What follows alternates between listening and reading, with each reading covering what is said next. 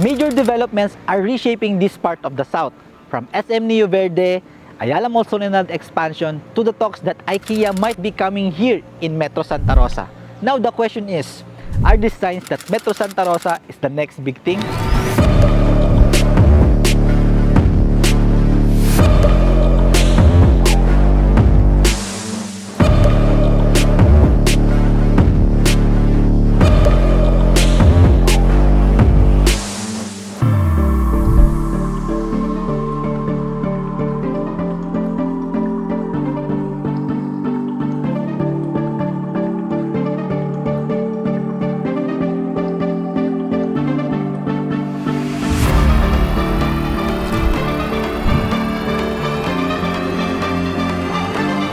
Hello everyone, Mike here, your realty buddy, and today I'll be giving you the latest development updates here in Metro Santa Rosa, Laguna.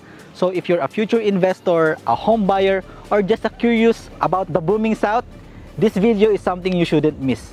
Kaya tara, samahan nyo ako. Welcome to the Rising South. First up, let's talk about SM Neo Verde. Actually, nung Blue Barricade pa lang to, alam ko na it will be developed under SM Corporation, pero hindi ko in-expect na it would be another mall here in Santa Rosa, Laguna, kasi meron nang actually existing na SM sa may bandang city proper. Pero alam naman natin, when big developers like SM Prime enters an area, talagang meron silang nakitang potential. And that's exactly what's happening here in Metro Santa Rosa. This particular mall has an area of 190 square meters. So imagine, ganun kalaki at kalawak. And it's being built to be a walkable, green, lifestyle, and commercial district. So para siyang Bonifacio High Street, pero mas laid back, mas presko, at syempre mas accessible sa ating mga taga-South. It will feature open spaces, retail strips, and likely office components because SM Neo Verde is expected to be a combination of mall and BPO, which makes it the largest super mall here in Laguna. Kaya definitely a game changer for residents and investors nearby. And kung ako yung tatanungin nyo, bakit nga ba nag-build ulit si SM Corporation dito sa Metro Santa Rosa ng another SM? It's because Metro Santa Rosa has growing communities na. Ibig sabihin, they've seen the bigger picture. Siyempre, kapag may mga nag-grow na communities, mas dumadami ang foot traffic. And grabe kasi talaga yung naging impact nung natapos si Calax because it provides direct access na to SLEX. Kaya hindi na tayo magtataka kung bakit may mga big developers like SM Prime na nagpe-penetrate at nagtatayo na kanilang long-term investment here. Actually, hindi lang naman si SM Prime ang nandito na sa Metro Santa Rosa. Matagal lang nandito si Greenfield, si Vistaland, and of course si Ayala. And sa mga kalakip namang mga areas, andyan na si Federal Lands, si Artaland, si Catay Land, and even Santa Elena. With the presence of big developers here in Metro Santa Rosa, meron tayong tinatawag na multiplier effect on real estate. So paano yun? It means that for every 1 billion invested in a project development, it generates 16.6 billion worth of total economic activity for the whole country. Kaya kapag may mga ganitong mga development, it really helps boost the economy. So ibig sabihin, nagkakaroon ng domino effect. Kasama na doon yung more job opportunities, new business openings, suppliers growth, and even infrastructure improvement. Gaya ng example natin kanina, which is the Calax. Kaya naman kapag may mga ganitong development, talagang it really helps boost the economy. Next up is Ayala Mall Soledad expansion. Actually, it was initially planned to expand last 2020. But due to pandemic, natigil muna siya. Pero it gave way naman sa mga developments like Uniqlo and Landers. As we all know, Ayala Land has been here in Metro Santa Rosa for 16 years na, and they're still continuously priming the land. Gaya nga ng expansion na to, actually they're not just adding stores. They're doubling down its commitment to make Nuvali a self-sustaining mixed growth center. In fact, some investors even look at mall expansion as economic growth indicator. Parang green flag siya kasi may mga dinedevelop within a certain location. So ang tawag natin dyan is progression. Kapag may mga properties ka nearby sa location na maganda yung development, chances are tataas talaga yung price ng value ng property mo in coming years. So it's a sign that Ayala really believes to the long-term future growth of Metro Santa Rosa. And for us investors, that says a lot. And syempre, hindi magpapahuli ang ating favorite B or ang ating pambansang fast food chain, which is the Jollibee. Jollibee is now open here in Nuvali. This may seem simple, pero for many residents, it added convenience. And for us investors and brokers, it's a sign that there is a market demand rising and local economy is thriving.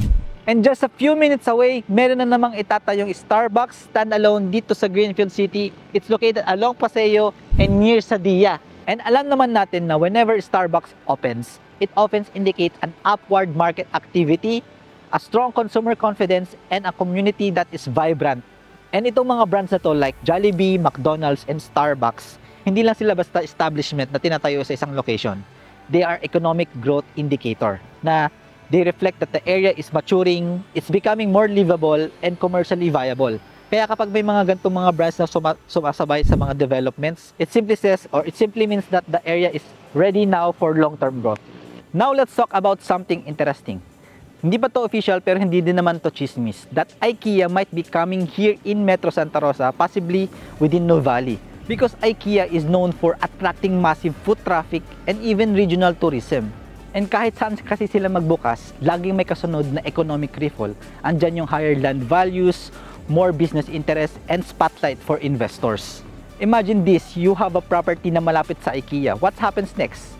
Ibig sabihin, mas magiging active yung paligid, mas maraming foot traffic, and at the same time, it will be a vibrant community. Mapa-cafes man, mapa-coworking space, and syempre, mas tataas ang residential demand. Hindi lang ito actually good news for shoppers. For us in real estate, it's a clear sign na pinapansin na yung location. Parang sinasabi ng market na, uy, dito na yung next big growth. So, as you can see, as we drive here sa Nuvali, isa sa mga talaga na-appreciate ko sa mga developers right now is they are incorporating greens or open spaces sa mga developments nila. Kasi you get to live with this kind of community na environmental friendly. Siguro natuto na lang din siguro sila sa mga developments nila outside the south.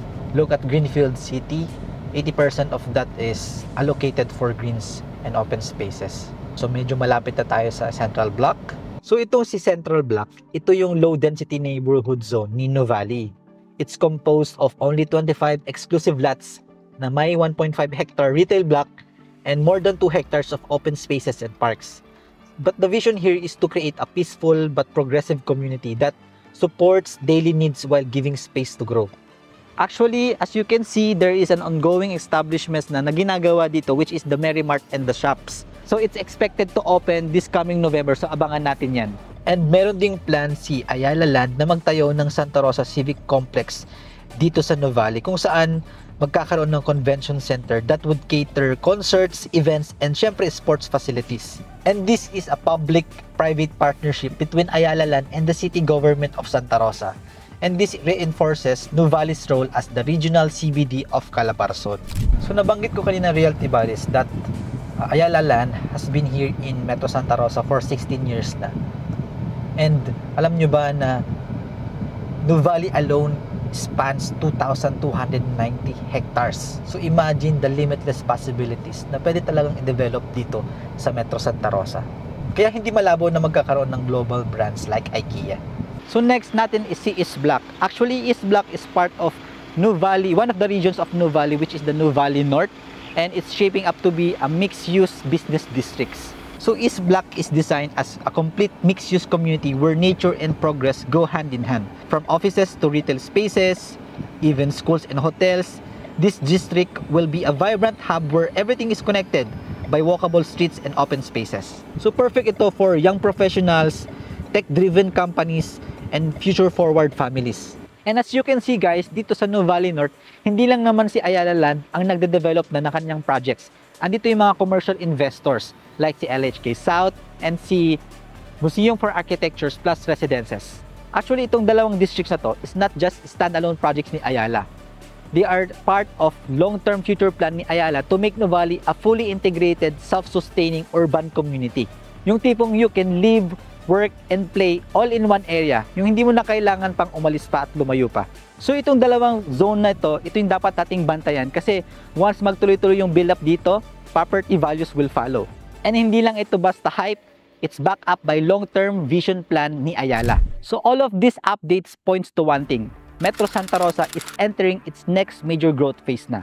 So if you're someone looking for your future home, your rental income, or capital appreciation, this is the perfect timing to explore your options. Kasi meron pa naman tayong mga properties dito na still within reach. Ang tanong na lang dyan is, sasabay ka ba habang kalmado pa yung market? Or saka na lang kapag ready na ang lahat? Tandaan natin, Realty Buddies, that these developments doesn't happen overnight. Usually, kung kailan nasa early stage pa lang, habang kalmado pa talaga yung market, doon tayo mas nakakakuha ng best value. Kasi kung tapos na ang lahat, andyan na yung mga government facilities, bukas na yung mga malls, mga hotels, and even schools, doon talaga nagkakaroon ng capital appreciation. So with these developments here in Metro Santa Rosa, it's not a vision anymore. It's a living, growing estate. Kaya kung napapanood mo tong video na to, you're ahead of most na. So again guys, thank you for watching this video. Don't forget to like, comment, and subscribe, and hit that bell icon para updated ka sa mga real estate kwentos natin and mga contents natin dito sa YouTube. So if you want to inquire and have a tripping with me here in Metro Santa Rosa, I'll be leaving my contact here in this video and even my social media accounts for us to explore more here in Metro Santa Rosa. So again, this is Mike, your realty buddy. Stay informed, stay inspired, and as always, let me help you with your property investment.